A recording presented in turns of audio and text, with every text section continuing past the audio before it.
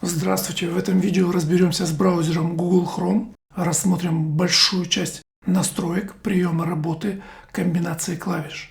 Видео довольно большое, в описании найдете тайм-коды. Прежде чем начать, хочу особо поблагодарить спонсоров моего канала: Владимира из Алитуса, Андрея Николаевича из города Волгограда, а также других спонсоров. Поддержка спонсоров позволяет меньше отвлекаться и полностью сосредоточиться на создании новых полезных уроков.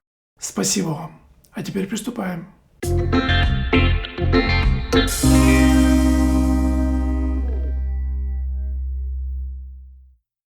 Наверняка скачать и установить Chrome может каждый зритель канала, тем не менее кратко об этом. Если у вас уже установлен Chrome, то пропустите этот шаг. Я буду устанавливать Chrome на Windows 10, который, как известно, имеет собственный браузер Edge. Им и воспользуюсь для установки. Вы можете использовать любой другой. В описании этого видео я добавил правильные линки на официальный сайт Google Chrome.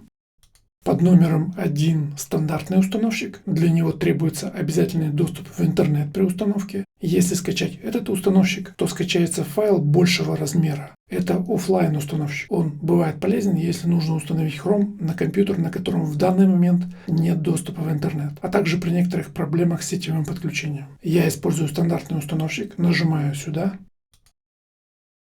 Эта галочка разрешает отправлять отчеты о работе браузера. Если хотите, то можно снять ее. Нажимаю «Скачать Chrome».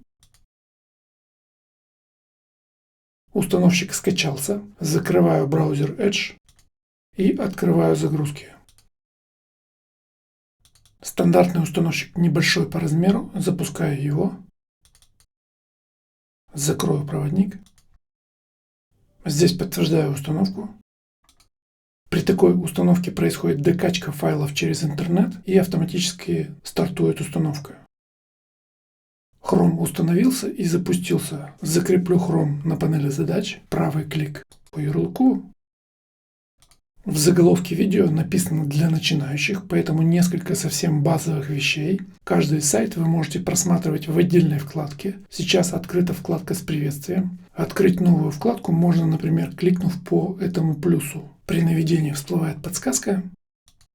Я кликнул, и открылась новая пустая вкладка с поисковой строкой Google. Можно напечатать то, что вы хотите поискать, или, если знаете, то адрес сайта, который хотите открыть. Это можно сделать как сюда, так и в эту строку. Эту строку принято называть адресной. Я открою сайт youtube.com. Ввел адрес сайта, нажимаю Enter. Давайте уж я буду пиарить свой канал, имею право, поищу его вот так. Нажимаю на заголовок. Запустилось последнее видео. Сразу покажу, как можно отключить звук на отдельной вкладке. Делаю правый клик по нужной вкладке. Здесь есть пункт «Отключить звук на сайте». Выбираю его. Теперь все видео на YouTube в этом браузере будут запускаться без звука. Включить звук на вкладке можно аналогично. Правый клик. И выбрать вот этот пункт. Второй быстрый способ открыть новую вкладку – нажать комбинацию клавиш Ctrl плюс T. T буква английская, во всех комбинациях используются английские или латинские буквы, поэтому далее повторять не буду. Нажимаю Ctrl плюс T. Открылась новая вкладка. Здесь открою сайт google.com. В правом верхнем углу окна есть три точки. Это меню. Открыть новую вкладку можно и здесь. Если вы не знаете точный адрес сайта, можно напечатать поисковый запрос. Чтобы найти мой блог, пользователи обычно печатают так. Когда вы вводите адрес или запрос, то Google предлагает часто используемые варианты. Можно допечатать запрос, или если вы увидели именно то, что нужно, можно нажимать на клавишу со стрелкой вниз, пока выделение не переместится на нужный вариант. И нажать на Enter. Google вывел результаты поиска по моему запросу. Среди них вы, наверное, найдете нужный. Нажимаю. Между вкладками можно переключаться, нажимая на заголовки. Кроме того, здесь есть вот такая стрелка списка «Поиск по вкладкам». Здесь также можно выбрать любую открытую вкладку.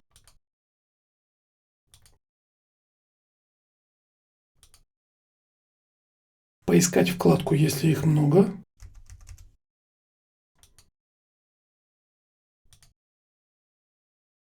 И закрыть ненужные. Я закрою вкладку приветствия. Если вы хотите открыть сайт не во вкладке, а в новом окне, то можно нажать Ctrl+N. Нажимаю. Открылось новое окно браузера. По мере использования браузера у вас будут появляться ярлыки часто посещаемых сайтов. Можно быстро открывать их. Теперь открыто два независимых окна. Как это можно использовать? Например, если вы работаете одновременно с двумя сайтами, то можете быстро переключаться между окнами обычной комбинацией Alt плюс Tab. Закрою окно. На веб-сайтах содержится как простой текст, так и ссылки. Ссылки часто обозначаются подчеркиванием или другим цветом. Признак ссылки также изменение вида курсора при наведении на нее со стрелки вот на такую руку. В левом нижнем углу при этом обычно появляется адрес, куда мы перейдем, нажав на нее. Если навести мышь на ссылку и кликнуть, то эта ссылка откроется в этом же окне. Если нужно вернуться обратно на шаг назад, то можно нажать на стрелку влево. Возвращаюсь. Если сделать по ссылке правый клик, появляется несколько вариантов. Можно открыть ссылку в новой вкладке или в новом отдельном окне. Это мы уже видели. Кроме того, можно скопировать адрес ссылки, чтобы потом куда-нибудь его вставить. Открываю новую вкладку и вставляю скопированный адрес. Нажимаю Enter. Если навести на ссылку и нажать не на клавишу мыши, а на ее колесико, то она откроется в новой фоновой вкладке. Вот она. Фоновая – это значит, что вкладка откроется рядом в фоне, а не сразу откроется перед нами. Если нажать на Shift и кликнуть колесиком, то откроется новая, теперь уже активная, а не фоновая вкладка с этой ссылкой. Чтобы закончить самыми простыми кнопками, пару слов о клавишах навигации. Слева вверху мы их видим. Если нажать на стрелку влево, то мы вернемся на предыдущую страницу, которую открывали в этой вкладке. При этом становится активная стрелка вправо. Можно снова перейти на шаг вперед. Если нажать на стрелку навигации и немного подержать клавишу мыши, то мы увидим историю этой вкладки. Сейчас она очень маленькая, потому что я сделал только один переход в этом браузере. Когда вы попробуете у себя, то вы сможете выбрать любой сайт в этой истории и перейти сразу на него. Также можно открыть новую вкладку и посмотреть общую историю браузера. Эта кнопка обновляет страницу. Также можно обновить страницу клавишей F5. Нажимаю. При таких обновлениях показываются хэшированные картинки, шрифты и другие данные. Хэшированные – это значит, Chrome подгружает и хранит их в специальной папке, чтобы загрузка страниц была быстрее. Чтобы обновить страницу полностью из интернета, минуя хэш, можно нажать Ctrl F5. Нажимаю. При этом обновление может происходить несколько дольше. Когда вы открываете браузер, хорошо, если у него настроен правильный масштаб, размер и разрешение монитора, а также зрение у всех разное. Чтобы быстро настроить базовый масштаб, можно открыть настройки. Нажимаю на три точки меню, выбираю настройки. Здесь в разделе «Внешний вид» в строке «Масштабирование страницы» можно выбрать подходящий масштаб. Я оставлю 100%. Такой масштаб будет отображаться на всех вкладках, для которых вы не сделали особых настроек масштаба. Разные сайты имеют разную структуру. Многие сайты при вашем базовом масштабе выглядят не очень, слишком мелко или наоборот крупно. При желании можно сделать любые настройки масштаба для того или иного сайта. Давайте я открою, например, сайт YouTube. Нажимаю снова на настройки. И вот здесь можно настроить индивидуальный масштаб для данного сайта. Для примера сделаю вот такой. Google сделаю, наоборот, более крупным. Chrome запоминает эти персональные настройки. После перезапуска эти сайты будут открываться с настроенным вами масштабом. При этом, если вы откроете новый сайт, у него будет базовый масштаб, который мы настроили первым.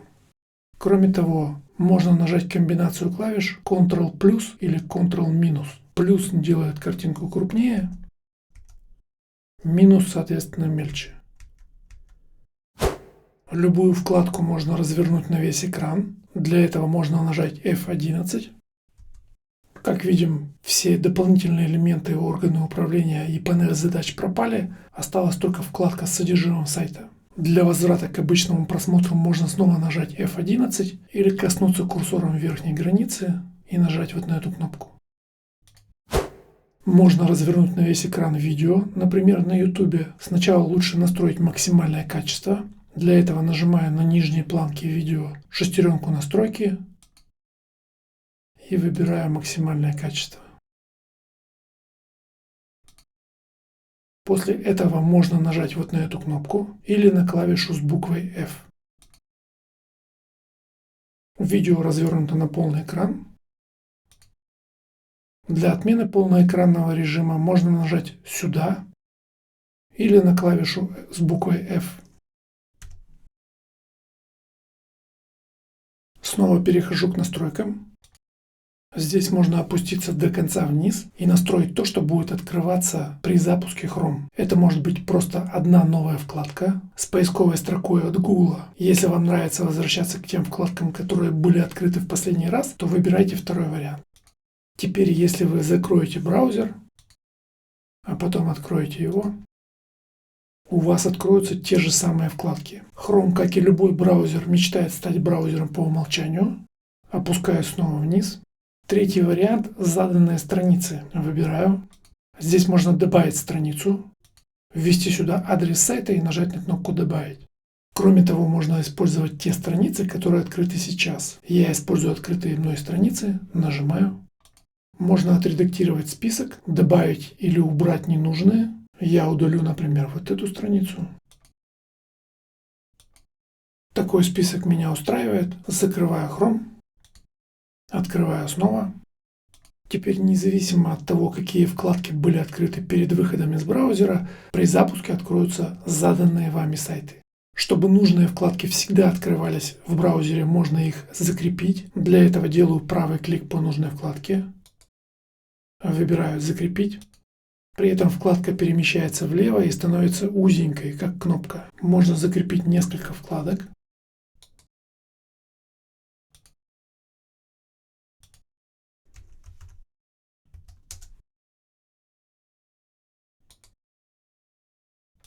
Закрепленные вкладки будут открываться при любой настройке запуска Chrome. Снова открою настройки. И если вы планируете использовать Chrome как основной браузер, можно нажать на кнопку, которая здесь появлялась, использовать по умолчанию. Если кнопка у вас не появляется, как здесь сейчас, то можно в настройках опуститься вниз и нажать вот сюда. Кроме того, можно сразу открыть пуск, параметры, приложения по умолчанию. Здесь опускаемся до веб-браузера. Сейчас основным является Edge. Нажимаю. Открылся список браузеров на этом компьютере. У вас он может отличаться, но это не важно. Просто выбираю Chrome. Edge против этого. Он сделал хитрую кнопку, нажав на которую мы откроем Edge. Чтобы выбрать Chrome, нажимаем вот на эту строку. Готово. Теперь Chrome является основным браузером на этом компьютере. В настройках внешнего вида можно включить кнопку «Главная страница». Она появилась рядом с кнопкой «Обновить» в виде домика. Это может быть обычная страница быстрого доступа или заданная вами страница. Предположим, я хочу, чтобы при нажатии на эту кнопку открывался мой YouTube канал. Чтобы настроить это, можно открыть канал, скопировать адрес канала, в Chrome выделить адрес в строке, можно нажатием на клавишу F6, нажимаю. Адрес выделен, можно скопировать его как угодно, например, вот так. Перехожу обратно в настройки, вставляю адрес в эту строку и выбираю эту настройку. Теперь при нажатии на кнопку будет открываться заданный сайт. При открытии новой вкладки или окна мы видим страницу быстрого доступа. Ее вид можно настроить. Для этого нажимаю сюда. Можно изменить фон, например, добавить собственную картинку. В качестве примера я просто сделал скриншот рабочего стола и сохранил. Нажимаю на кнопку «Загрузить с устройства», открываю изображение, выделяю мою картинку и нажимаю «Открыть». Получился вот такой фон. Чтобы изменить, снова нажимаю на карандаш. Можно добавить любую картинку из имеющихся здесь. К примеру, есть просто цветные фоны. Выберу вот такой серый. Получилось вот так. В общем, выбирайте на свой вкус. Снова нажимаю карандаш. Я верну обратно без фона. В настройке ярлыков можно оставить свои ярлыки, которые можно редактировать. Можно включить ярлыки часто открываемых сайтов. Они будут появляться здесь в зависимости от того, как часто вы посещаете тот или иной сайт. При желании можно выключить ярлыки совсем. При этом страница будет иметь вот такой вид. Я верну настройку по умолчанию. В цветах и темах можно изменить цвета для всех элементов браузера. Это тема по умолчанию. Можно выбрать, например, чуть темнее, почти черный или какие-то цветные варианты. Можно выбрать оттенок самостоятельно. Для этого нажимаю сюда. Выбираю какой-нибудь вот такой, например, зеленый. Нажимаю «Готово». Получилась такая тема. Оставляю по умолчанию. Ранее я выбрал свои ярлыки. Могу удалить здесь ненужные. Можно также изменить имеющиеся. Поменять название, адрес сайта. Или добавить новые ярлыки. Аналогично вводим свое название и вставляем адрес сайта. Если вы использовали другой браузер, возможно, у вас сохранены там ваши закладки. При желании вы можете импортировать их в Chrome. Рассмотрим на примере экспорта закладок из Edge и импорта их в Chrome. Сверну пока Chrome, открываю Edge. У меня здесь сохранено несколько закладок. Чтобы посмотреть их, можно нажать на 3 точки, выбрать избранное. Вот мои закладки. Чтобы экспортировать эти закладки, нажимаю на 3 точки. Выбираю «Экспорт избранного». Мне предлагают сохранить закладки в файл в папке «Документы». Если вам нужно, вы можете выбрать другую папку. Меня она устраивает. Нажимаю «Сохранить». Закладки сохранены в файл. Закрываю Edge. Разворачиваю Chrome. В Google Chrome захожу в настройки. Нажимаю «Импорт закладок и настроек». Открылось окно, где нужно выбрать источники импорта. У меня это файл, который я только что сохранил. Нажимаю на выпадающий список и выбираю HTML файл с закладками. Нажимаю «Выберите файл». Нужно указать место, где он хранится. Папка «Документы». Выделяю файл, нажимаю «Открыть». Импорт завершен, нажимаю «Готово».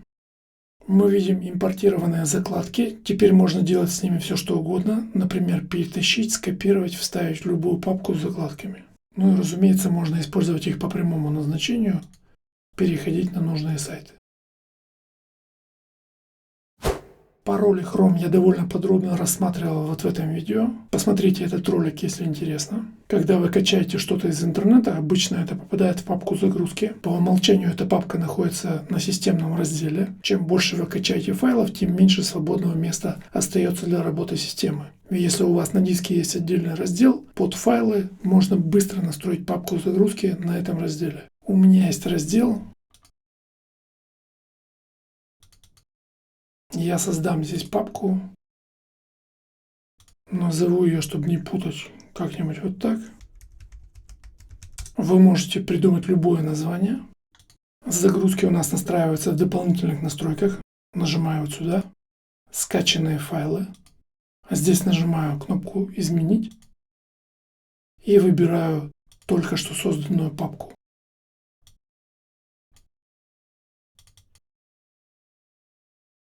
Выделяю папку, нажимаю «Выбор папки». Теперь все файлы из интернета будут скачиваться в папку на отдельном разделе. При желании вы можете указывать браузеру какую-то папку при каждой загрузке. Для этого можно передвинуть вот этот движок. Теперь при загрузке файла будет появляться окно проводника, где вы сможете указать, куда хотите скачать именно этот файл. Чтобы посмотреть все загрузки в браузере, можно открыть их через настройки или с помощью комбинации Ctrl+J. Нажимаю. Так как я ничего не загружаю, то у меня здесь пусто. Предположим, вы открыли какой-то сайт и хотите добавить его в закладки. Это можно сделать, нажав на звездочку справа в адресной строке. Я не буду нажимать. Покажу второй быстрый способ добавления в закладки. Комбинация Ctrl плюс D. Нажимаю. Появляется вот такое окно. Нажав на кнопку «Готово», я добавлю закладку. Она будет лежать в папке, которую предлагает мне Chrome. В данном случае она называется «Панель закладок». Панель закладок находится под адресной строкой. На ней мы видим мою новую закладку. Панель можно скрыть или показать. Скрыть можно правым кликом по панели и снять галочку пункта. Чтобы снова показать, можно зайти в настройки и в разделе «Внешний вид» включить тумблер. Третий способ добавить закладку – это обычное перетаскивание. Чтобы перетащить закладку на этот сайт, наводим курсор на значок в самом начале адресной строки до адреса сайта. Обычно здесь замочек SSL сертификата. Прижимаем левую клавишу мыши, удерживаем и перетаскиваем. Можно отпустить мышь на панели закладок, а можно, например, перетащить на рабочий стол или в другую папку. Отпускаю. Как это можно использовать, подумайте сами, вариантов масса. Если добавлять закладки на панель, то много их не войдет. При желании можно разместить здесь практически любое количество закладок в упорядоченном виде. Если интересно, ставьте лайк, запишу отдельное видео. Когда вы посещаете сайты, все они добавляются в историю браузера. Чтобы посмотреть историю, можно нажать меню, навести мышь на историю. Здесь можно открыть всю историю. Также можно открыть недавно закрытые вкладки. Они открываются в отдельном окне. Вся история доступна также при нажатии комбинации Ctrl плюс H или H. Нажимаю. Здесь все посещенные сайты в обратном хронологическом порядке. Здесь можно поискать что-то. Чтобы вернуться к списку, жму на крестик. Можно удалить пункты поштучно или группами.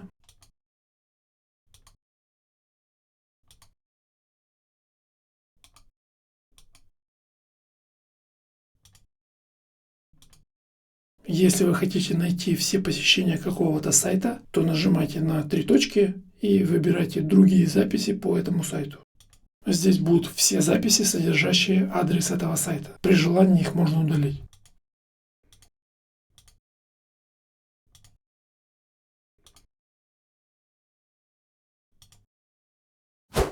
Сайт можно сохранить в виде приложения. Если вы хотите, чтобы YouTube открывался независимо от браузера, то можно сделать так. Открыв YouTube, вы увидите справа в адресной строке вот такой значок. Установить приложение YouTube. Нажимаю. Здесь просто нажимаю «Установить». YouTube открылся в виде приложения. Закрою его. На рабочем столе появился ярлык приложения. Теперь вы можете открывать YouTube независимо от браузера.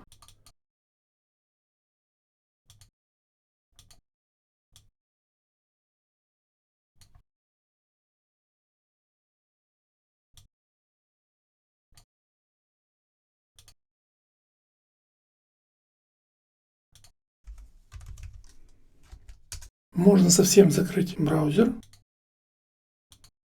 и смотреть YouTube.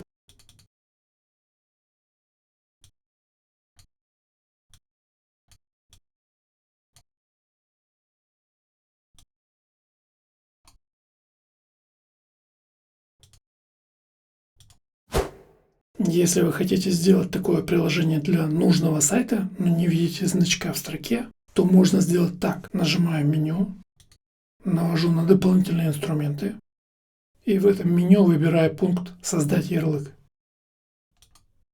В появившемся окне ставлю галочку «Открыть в отдельном окне», нажимаю «Создать». Готово. Появилось такое же приложение и ярлык. Работает оно аналогично, независимо от основного браузера. Если вы решили удалить созданные ранее сайты приложения, то это можно сделать, например, вот так. Открыть нужное приложение, нажать на три точки меню и выбрать вот этот пункт. Удалить приложение, и далее идет его название. Здесь можно поставить эту галочку, нажимаю удалить. Приложение удалено вместе с данными и ярлыком. Темный режим в Chrome пока является экспериментальной функцией, но включить и попробовать его вы можете без проблем. Для этого можно сделать так. Открываю настройки. Кликаю в адресной строке. Удаляю слово Settings. Печатаю Flux. Нажимаю Enter. Мы в разделе экспериментальных функций. В поисковую строку ввожу Dark. А здесь в строке Force Dark Mode for Web Contents нажимаю на выпадающий список и выбираю Enabled. Чтобы закончить настройку, нужно перезапустить браузер. Для этого нажимаю Relaunch. Попробуйте этот режим, возможно, кому-то он понравится.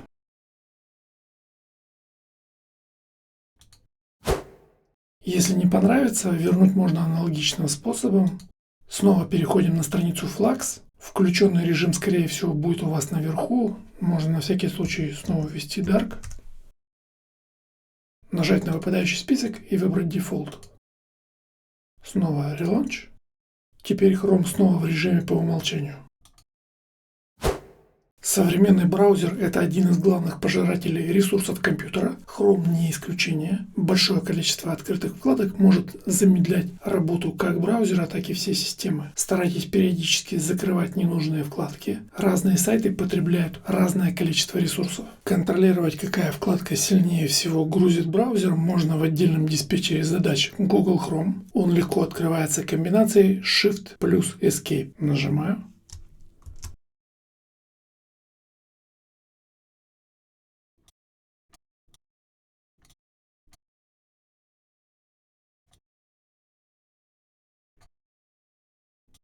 Здесь перечислены все вкладки браузера, а также дополнительные утилиты и процессы. Можно отсортировать по потребляемой памяти или по загрузке ЦПУ. Если какая-то вкладка особенно нагружает компьютер, можно попробовать выделить ее и завершить процесс.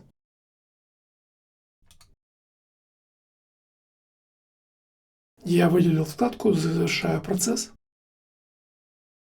После этого можно закрыть вкладку вот здесь.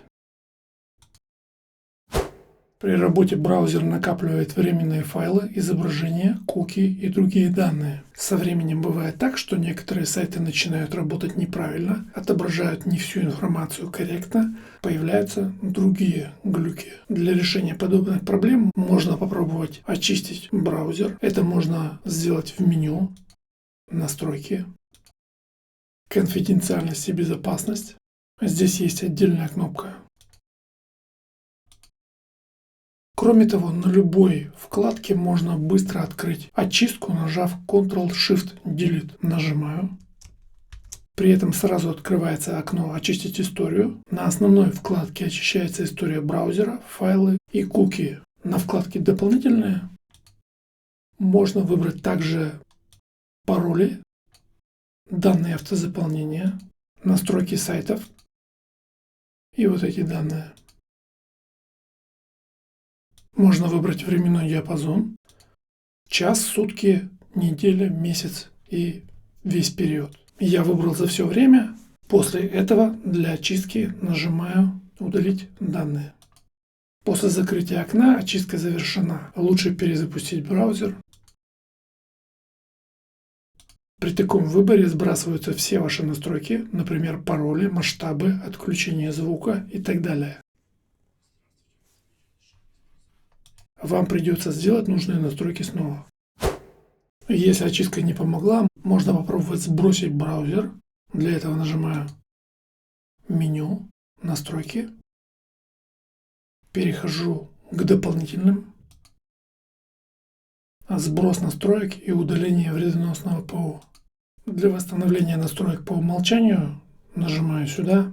Эту галочку при желании можно снять. Нажав на эту кнопку, мы сбросим все настройки браузера. Нажимаю. Теперь перезапущу браузер. Браузер сброшен в первоначальное состояние, остались только закладки. Возможно, будет интересное видео о других браузерах. И если хотите такое продолжение, поддержите это видео своими замечательными лайками и комментариями. Ваши лайки мотивируют меня записывать видео на ту или иную тему. Подписывайтесь на канал, если еще не сделали этого. Очень благодарен тем зрителям, которые регулярно ставят лайки и делятся видео с друзьями. Отдельная благодарность тем, кто поддерживает канал материально и подписан на дополнительный канал. Спасибо. Всем зрителям желаю здоровья. Меня зовут Евгений Юртаев. До встречи.